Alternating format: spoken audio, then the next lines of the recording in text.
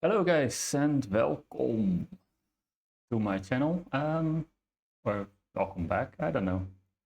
I'm Tim and I'm supposed to be a farmhand, but I have a few months off in the summer, first time since, I don't know, way too long.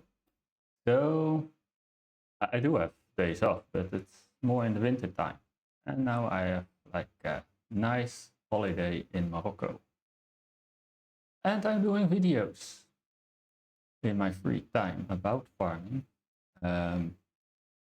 Let's see. Today we are going to watch a video about why organic farming isn't a very good idea. People are basically asking farmers to go organic. And I think it's a very good idea if you have a small farm, but not for the bigger ones. It's very difficult to maintain your farm that way. But it's let's see what he has to say. It's from the channel Farming Explained. So I guess I just subscribe. Maybe he has some more videos I like to do a reaction on. And the link will be in below if you want to watch the video. So I guess let's start. This video builds upon the concept of the rule of return, which we established in this video, which is quite simply the principle that you must return to soil what is taken from it. Traditionally, this was done with an organic cycle that goes soil, plant, animal before manure returns to the soil. Today we have synthetic fertiliser, which makes it linear, with fertiliser replacing the nutrients lost in the harvest, and the two can be combined. To the untrained naked eye, this is what happens on farms. They use manure or fertiliser or both. Some people pointed out in the comments on that video, these little diagrams don't explain all functions of soil. Surely the manure has less stuff in it than the plant, so this cycle isn't a completely closed loop and will eventually exhaust the soil. Today we will answer one little part of that question. This is, if you like, the agricultural cycle, but within this are lots of other cycles, which is what makes farming interesting and distinguishes it from other industries. You have the water cycle, which we've already discussed, the carbon cycle, and all of the mineral cycles like iron. I guess we can watch those films as well sometime, but let's just keep going with this one. And magnesium, but most importantly potassium, phosphorus and nitrogen. And on a more abstract level you have the life cycle and the changing of the seasons. This is why farming is so interesting. It's all about circles, and circles are very visually pleasing. Today we'll just be looking at one of these little cycles, the most important one perhaps, the nitrogen cycle, and how it was redesigned by this man to allow human civilization to exist on an industrial scale. Plants need lots of different things to grow. They need water and sunlight and lots of different nutrients. And if they're missing one of these essential things, it will stunt their growth and become a limiting factor. If you imagine each required nutrient as a plank of a barrel, the barrel will only fill to the level of the lowest plank. And in this way, a plant will only grow as far as its limiting factor will allow. I like that, how they explain that one. Kind of the truth. So if it's missing one of the ingredients, it doesn't grow as good as it should. Factor will allow. Nitrogen is a very common limiting factor. Plants need it for lots of stuff. It helps them photosynthesize, create amino acids for proteins, build DNA, cell growth. Helpfully, the atmosphere is mostly nitrogen, about 78%. But unhelpfully, all of the little nitrogen particles are attached to each other and they're really stable, and in a form that most plants can't use. So to make the atmospheric nitrogen useful to plants, they have to be split apart, and there are ways that this can happen naturally. On a diagram, the nitrogen cycle looks really complicated, but there's only a few ways that nitrogen can be fixed from the atmosphere into a form that plants can use. Lightning strikes contain enough energy to split them apart. Leguminous plants like clover, peas and beans have root nodules that provide a habitat for bacteria that can fix nitrogen. This makes ammonia, after which more bacteria, nitrifying bacteria, add oxygen and convert the ammonia into nitrite, which is nitrogen and 2 oxygens, or nitrate, which is nitrogen and 3 oxygens, and then the plants can take it up. Animal manure also releases ammonia when broken down, which is converted into nitrate and nitrite by the bacteria in the soil. This is why the organic cycle works. It's not completely watertight, some energy and nutrients are lost, but the manure returns nitrogen to the soil, which is generally the limiting factor in plant growth. Alongside these processes, you also get get denitrifying bacteria, who are the bad guys. They take accessible nitrogen out of the soil and return it into the atmosphere. People in the past didn't know that nitrogen existed, but they had some understanding of the effects of the nitrogen cycle. They understood that soil could be exhausted, and a lot of early cultures would just move from plot to plot to avoid that. People figured out that manure restored fertility. Medieval peasants would bring their animals off pasture at night onto cropland so they would manure it a little bit, which seems like a lot of work for little reward, but that's how important nitrogen is. This is why the Norfolk four-course rotation introduced in the agricultural revolution included clover, a legume, and why guano and Chilean nitrate of soda was so valuable as a fertiliser that we shipped it here all the way from South America. But these methods had disadvantages. Animal manure was only between 2 and 4% nitrogen, and guano and other mined resources would run out. Even by the turn of the 20th century, crop yields were really low by modern standards. With average crop yields remaining at the 1900 level, the crop harvest in the year 2000 would have required nearly 4 times more land, and the cultivated area would have claimed nearly half of all ice-free continents, rather than the under 15% of the total land area that is required today. But populations were growing, so scientists started looking at the problem of fertiliser. In the early 1840s, a German chap called Justus von Liebig debunks humus theory, which believed the carbon in plants came from the dead plant matter in the humus layer of the soil, and fertilisers help break down the dead matter and allow plants to absorb it. They figure out that plant nutrition can be seen in strictly chemical terms. There's no whimsy or magical ingredient of life hidden within the humus. Plants take carbon from the air and hydrogen from the water and nitrogen. Yeah, and you have to see that farmers always work very closely with people to figure out what's the best way to keep the soil healthy. And if you ask all the activists, they will say that farmers willingly destroy the soil. From the soil. The plants can't tell if the nitrogen is organic in humus or inorganic and synthetically produced. The value of a fertiliser lay in what it contained, and that meant you could design and manufacture it. In 1843, about the same time, the Rothamsted Research Station was founded by John Laws on his estate to investigate the potential for inorganic fertiliser and to compare them to traditional manures. With the help of Joseph Gilbert, he started producing superphosphate for sale, making mineral phosphate soluble by mixing it with sulfuric acid. Man-made fertilisers were known to work and became widespread. Other mineral phosphates, nitrate of soda from Chile, potash manures from Germany, sulfate of ammonia from the gasworks, basic slag from the steelworks, and finally synthetic nitrogen compounds from the air came into general use on the farm. Getting nitrogen from the air wasn't as easy as mining minerals or using the byproducts of industrial processes, but they knew it was abundant. If someone could work out how to fix it into a useful form, the problem of fertiliser would be solved. You could make bread from air. In 1905, German scientist Franklin Caro worked out how to make calcium cyanide, which is a carbon and 2 nitrogens, but this was very labour and energy intensive. At the same time, Norwegians Christian Birkeland and Samuel Eide invented a process that used electrical arcs to split the nitrogen and create nitric acid, which could in turn produce nitrate. But this also used a lot of power. Then another German, a man called Fritz Haber, worked out an economically viable way to produce The Germans are pretty smart, weren't they? A lot of German scientists. ammonia by mixing the nitrogen with hydrogen under a lot of heat and pressure with an iron catalyst. This still used a lot of power, but the amount needed was greatly reduced, and the iron catalyst was very cheap.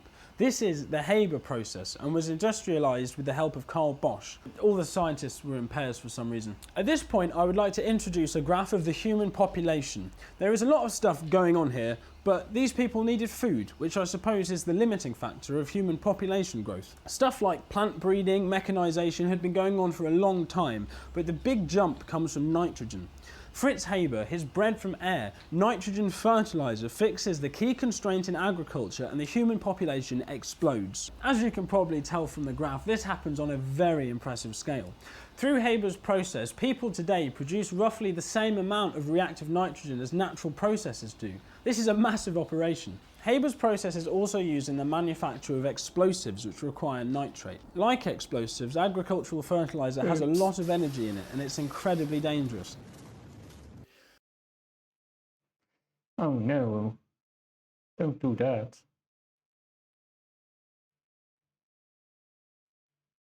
What's going on? It's always the same thing. It never works. No, thank you. I don't want to. Initially, artificial fertiliser came as a powder that would just be dropped onto the land, like this chap's having to do with his legs. It would be a faster job if you could just throw it evenly and consistently across the field, which is what this machine is for. Modern fertiliser spreaders are quite simple machines, really. They're just hoppers that you put the fertiliser in. This one has a lifting arm on it so it can load itself, which you don't see very often anymore. Beneath the hopper, there's two spinning discs that fling the fertiliser across the field when they hit it. And on the bottom of the hopper, there's some controls, so you can calibrate the flow of fertiliser out of the spreader to the desired rate. The machine this thing is attached to looks like an absolute beast, but it's not actually a very big tractor, it's just fitted with flotation tyres. I know people like to moan about farmers contributing to climate change, but we're also getting absolutely screwed by it. It hasn't stopped That's the problem. People complain, but they don't know what farmers are doing and why they are doing what they're doing. raining this year, so it's been really difficult to get onto the fields without sinking or just churning it up and destroying our soil structure. So in this case, the problem has been dealt with by fitting a relatively lightweight tractor with some really wide tyres to spread the weight and stop it sinking. Today, the fertiliser itself comes in these big bags, so you have to load it by machine. Often now, people put the fert bags on trailers and take the trailer to the field, so you don't have to go back to the yard every time you need to refill the spreader. I was being very careful moving the bags. I'm always worried they might split, but the other road users seem sympathetic enough. The fertiliser comes in even white balls Not all the road users will be like that. called prills, which you release just by cutting the bag and letting them fall into the spreader. The bags are single use, but they are recyclable. You have a special knife for that, you know. You don't need to do it. It's way more difficult. If you have one of those Yara knives, you cut it open like in one go. Perfect. When spreading, the prills mean the fertiliser is broadcast very evenly. Was that a tractor that he was filling with the so-called self-loading system? Doesn't make any sense to me that he does it this way. And tractors will generally be guided either by GPS or by tram lines already marked in the field, so there shouldn't really be any overlap. I was very impressed with the flotation tyres on this thing. I don't think you can tell just how wet it was, but it didn't sink at all. The principle of this job is the same everywhere, I think. This is some fertiliser being spread on the wheat on our farm now that it's dried up a bit. And when you've finished a load, you scoot back and get filled up again. But in this modern age, fertiliser is very controversial. Most of the books you'll find in shops about farming at the moment promote organic farming or have some organic leaning idea, and this is because they think fertiliser is bad for the environment. But the amount of land farmed organically in the UK is incredibly small, 2.9% last year according to the government. There are a lot of armchair farmers in this world, but the actual... I guess 2.9%, that is the home grow people, or the, how you call that again? I don't know. It's very small farmers that sell everything outside the road or something. Farmers, the people who live on the land, who still have their traditional relationship with nature, the professionals, don't agree that organic farming is a very good idea because they don't do it. And if it did work, they would do it, because fertiliser is really expensive. We did get a brief glimpse. Yeah, especially in the start of the war against Ukraine and Russia. Let's say it that way. It's just, it was so expensive. I think the small farm I worked on, they paid about 25,000 euros or something for fertilizer, and we have manure from the cows, and a bit more than enough, but it doesn't have everything in it, so we need to use like all the fertilizer as well, so artificial fertilizer, so just to keep up the growth of the grass. of what the UK might look like without fertiliser when during COVID our fertiliser plant shut down in response to high natural gas prices. After which our population discovered that fertiliser plants also produce CO2 and started panicking because without the carbon from the fertiliser plants they wouldn't be able to have fresh packets of crisps or fizzy drinks. Meanwhile in the farming community we were panicking because there was a much bigger problem in that we might run out of food. The government stepped in to pay the plant's costs for a while because of the CO2 problem, but fertiliser prices went through the roof. A tonne of imported fertiliser in February 2020 was £185 and by autumn 2022 it was £870. I compare imports because I have to say that's gone back this year to the prices before the war, but still it's a lot of money. there was no domestic price listed when the indexes peaked because we weren't producing any. After that, food inflation was much higher than the general inflation, and although stable now, prices are still a lot higher than they were when all that happened, so it has had a lasting effect on consumers. The government has revised agricultural subsidies to encourage people to farm organically with the sustainable farming incentive, but not many people have been signing up for that, which I think is pretty punk really. These people have no voice on the public stage, but I am one of them, and today I will be arguing on the behalf of the farmers who look after 97% of our farmed land that fertilisers are necessary. The most important point here is that we would not be able to support our post-industrial population size without it. This is accepted. To take it from a scientist, Vaclav Smil, who writes, I think it's a good thing that the population goes down now. So maybe we have time to change it up. I don't know. Uniquely well thought out books about food systems and has been described by a climate scientist as a slayer of bullshit. He says, global agriculture has become steadily more dependent on synthetic nitrogenous compounds, without whose applications we would not be able to produce roughly half of today's world food. It is that simple. Statistically, the Haber process is very possibly the reason you are able to exist. It seems very strange to me that it is socially acceptable to argue for a food policy that would, in one way or another, mean starving half of all people. Farmers use... And people are starving already. So use fertilizer. I know that's the other reason, but still, you want to have more people starving? To keep the city people alive. We don't do it for us. We could feed ourselves with organic agriculture. There's only 500,000 of us now. But then it's also the city people that moan at us for using fertiliser, which is quite mean-spirited, I think. Sometimes people ignore or deny the fact that organic farming would involve starving people, or come up with some new idea to circumnavigate the need for farming entirely, like growing food in vats or food forests, which I get comments about sometimes. This idea is... Yeah.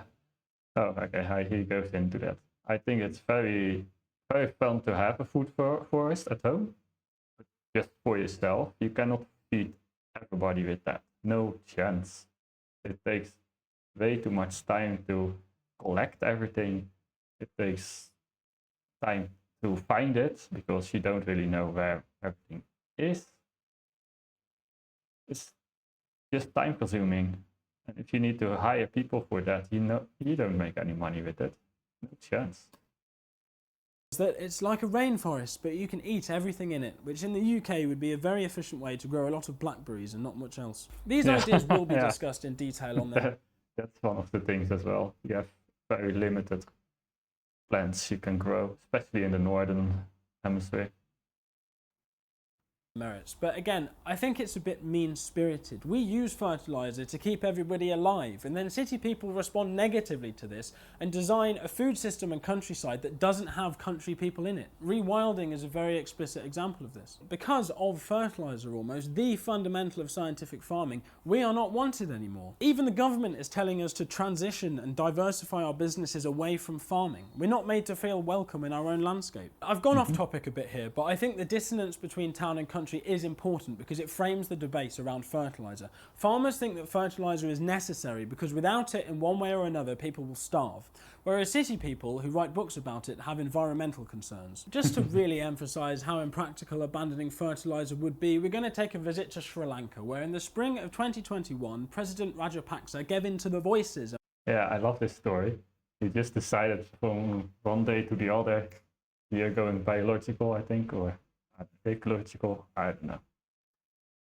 banned fertilizer cold turkey. And this was despite warnings from scientists and agricultural advisors who said that that would cause a decrease in yields for various crops between 25 and 100%. Especially the first 5 years. You can balance the soil's health again, but never as good as with fertilizer. 70% of Sri Lanka's exports had been agricultural, and a lot of it was tea, the production of which was crippled by the fertiliser ban. The government then had to start importing rice to stop people starving, which was more expensive than the fertiliser had been. So in this case, the effects of organic agriculture were a depletion of their foreign currency reserves, economic collapse, a great deal of human suffering, and the president had to flee the country. I got a comment a while back saying that Cuba do organic agriculture very well, which surprised me. I don't know very much about agriculture in Cuba, but I knew their dictator Fidel Castro was very keen on scientific farming and bred a super cow called Ubre Blanca, who once produced 109.5 litres of milk in a single day, which is a lot of milk. So I looked it up, and the Cubans used to receive fertiliser from the Soviet Union, but the Soviets stopped sending it in the mid-90s for some reason, and since then Cuba has struggled with food shortages. Why are they still friends? This is a very interesting thing to look up because there's lots of articles saying that what Cuba's doing is great, but then also lots of articles saying that they're begging the UN for help. There seems to be a desire to portray organic agriculture as something that is good even while it's causing human suffering. Very strange. This is because fertilizer is seen to... Yeah, but suffering is good. By a lot of people's thoughts, that are the people who are very rich. They tell people that suffering is good. To be bad for the environment, which is something we must put into perspective. Why is climate change bad? Of course, it is a shame to destroy the planet and affect all of the living things. The climate change is just a cycle of the Earth. Maybe we make it a little bit faster, but not by much at all.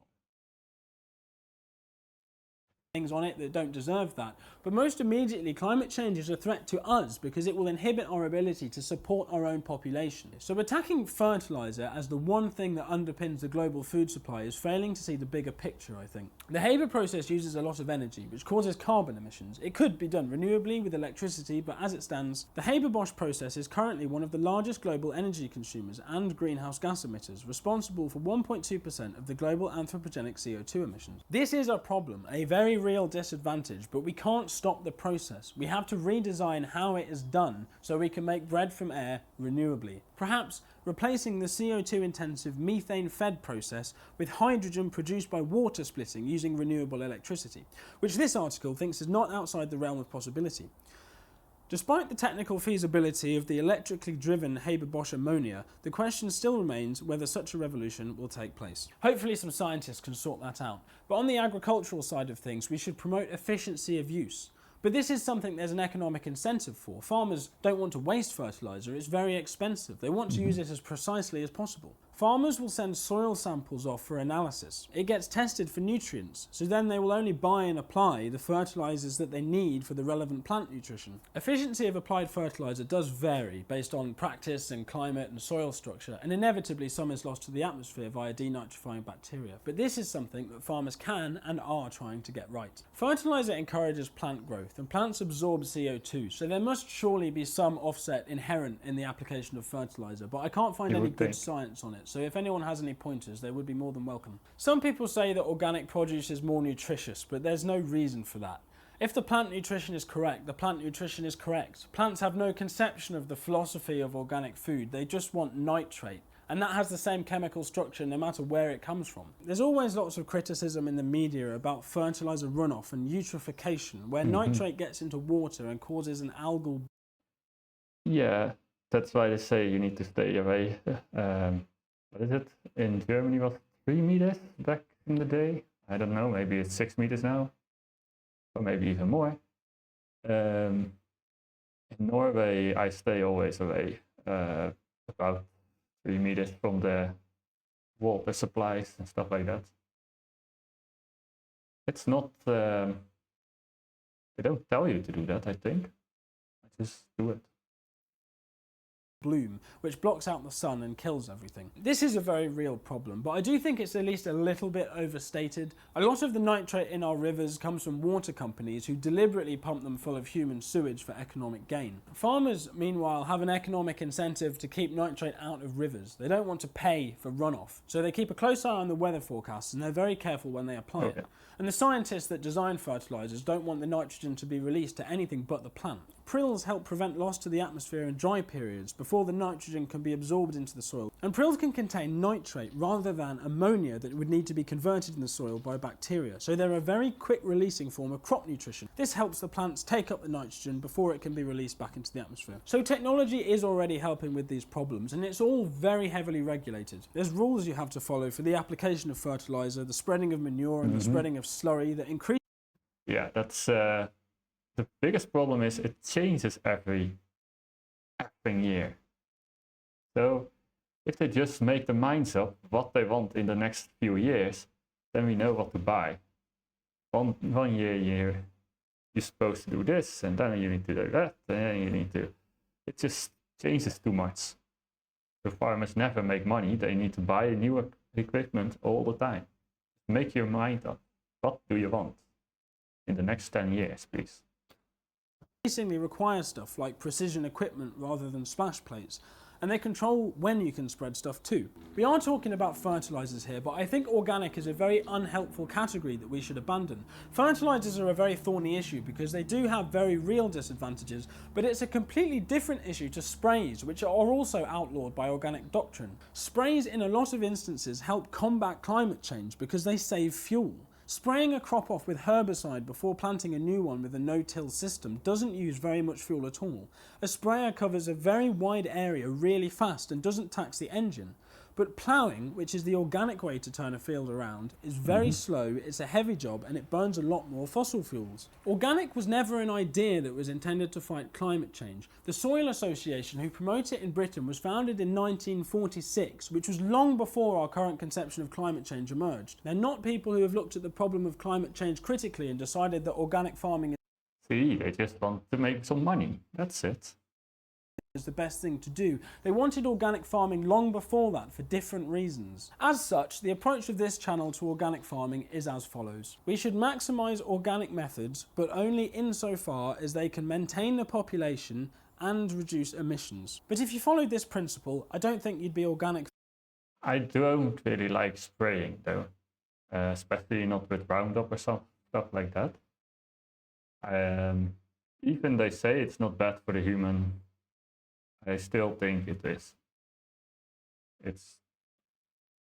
And all types of spraying.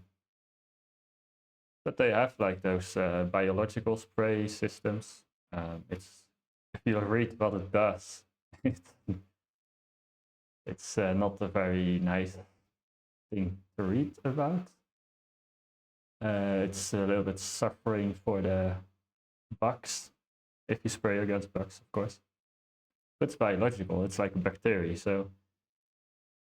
And it's supposed to be okay for us, that bacteria, or it dies off as it's done. So, yeah. I don't know. Spraying is not really my favorite topic, even if it's biological. Very often at all. You just try to be as efficient as possible. Now, with regret, I must interrupt the programme to share with you this week's joke, which is, how do you know if somebody went to Oxford University? They'll tell you. To finish off, I wanted to talk through an example of an argument in favour of organic agriculture, written by perhaps the only authentic working family farmer on the public stage, Britain's rock star shepherd and organic farming advocate, James Rebanks. Me and Mr. Rebanks have a lot in common. We both come from proper working countryside farming families. Both of our fathers were dairy farmers who had a strong sense of civic duty and felt that there was great social utility in cheap, nutritious food. But both of them ended up giving up because of the ridiculous pressures that everyone puts on dairy farmers. We both went to Oxford University, we both studied history, we both got firsts, and after that we both mess around with rare breed sheep corresponding to our respective counties in the British Midlands. I haven't shown you my sheep yet, but we have more important stuff to talk about. Our life stories are the same, really. The countryside and the food system are in such an awful state at the moment, and he is the only person from my social background, that of genuine country working people, that anybody ever listens to. You can imagine my disappointment. He writes in a book intended to be some sort of organic manifesto. Some estimates have put the number of humans that could be fed without Haber-Bosch farming techniques at 4 billion, which would mean, if true, that more than 3 billion humans today are only alive thanks to Haber and Bosch. So basically what they just are trying to do is collapsing the population down to 4 billion. I think that's the plan all along, but I don't want to be one of those conspiracy theorists. But think about it. They make sure people don't really want to have children anymore. They don't care if you don't own a house anymore to start a family. They make sure everybody needs to work, so you cannot have a family, have time for a family. So I think they try, and they win. They are winning. If true. It is true, and he knows that it is true, but he is suggesting here, without evidence, that it might not be, because he's got to lay the groundwork for something very silly that he says next. But Haber's legacy was far from simple or benign. Ammonium nitrate was meant to help feed people, but it was first used as an explosive in the most murderous wars in human history. Haber's other legacy was his contribution to the development of poisonous chlorine gas for use in the trenches of the First World War, and the pesticide gas Zyklon B, later used in Nazi death camps to kill millions of people. Isn't that strange? Why has he included this in his book? Here, Rebanks is trying to conceptually link fertilizer use to the Holocaust, the implication being that the Holocaust was an unspeakably bad thing. So, by association, somehow, through I think he just wanted to give some more information what the guy did. the character of Fritz Haber, modern fertilizer use must also be bad. The character of Fritz Haber is not relevant to modern fertilizer production because he died in 1934. Rebanks studied history. He got a first at Oxford, but a cursory glance of Wikipedia would reveal that that was a very insensitive thing to have written. You see, Fritz Haber was a Jew, but more than that. Yeah, but people don't care about that. If you did one bad thing, people want to hear about that, and everything good you did, they deny. They want that gone as well. Look at the statues in all Western countries that are taken down. The people did fantastic things in the exploring way, in the getting to know the world, and they are linked to slavery, and you're taken down. And it was not just the Western world that had slavery, so it's just something to think about. Just dumb. They do one thing, or did one thing that people are not agreeing with today, and you're out.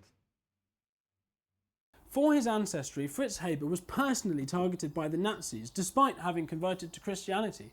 In the early 1930s, he was the director of the Kaiser Wilhelm Institute and was ordered to get rid of all of the Jewish personnel beneath him. But he used his position to manage the situation in such a way that all of his Jewish subordinates would have somewhere to escape to before he himself resigned and fled the country. And again, he died in 1934. I don't think it's reasonable to blame him in any way for the Holocaust. He used his position to help Jewish people escape. Mr. Rebanks is an educated man with relevant experience, and this is what he comes out with. A smear that isn't historically accurate, and even if it was, the logic would still be unsound. What's important isn't the character. Welcome to 2024, I guess. 2020 already, actually. People are just crazy that way. Of Haber, but the process that he discovered. I mean, I think Mr. Rebanks should apologise to the farming community for suggesting that somehow, by implication, something that we do to keep everybody alive is linked to the Holocaust, and I think he should also apologise to the Jewish community for suggesting that Nazi death camps were the legacy of a Jewish man. There is also a much greater irony to this, in that the Nazis loved organic agriculture, which is something I'm sure Mr. Rebanks is well aware of. He goes on to admit that his vision for organic farming just won't work. We won't win any prizes for our farming or make a lot of money from it, and it won't feed the world. So he says this, but still thinks that it's a good thing. Who is it for? It doesn't feed our fellow working class citizens in the cities. It doesn't make him a good living. Perhaps it's for his animals. But the ideology that leads him to say these things also causes him to neglect his animals, who suffer from hunger and die from preventable diseases like liver fluke, which is a parasitic disease in sheep. Our new farming life means we have less power and control. When the long winter put my sheep under severe pressure, when they were lean and tired, they began to struggle. Pneumonia set in and several became ill and died. I knew that if we had treated them with one of the powerful drugs for killing flukes, we might have avoided this. Is this not... So you're just letting your sheep die? Suffer? Alright. Yeah, okay. Most people who are protesting against farmers are protesting against farmers because of animal cruelty. And if that falls on the organic farming, good job, guys. Good job. Not abuse? Do you not have a duty of care? I think the lesson here is that we must be reasonable. It's not possible to argue that synthetic fertiliser has no disadvantages, but at the same time, when the powerful and worldly mind of James Rebanks is applied to the organic cause, it doesn't produce a strong argument.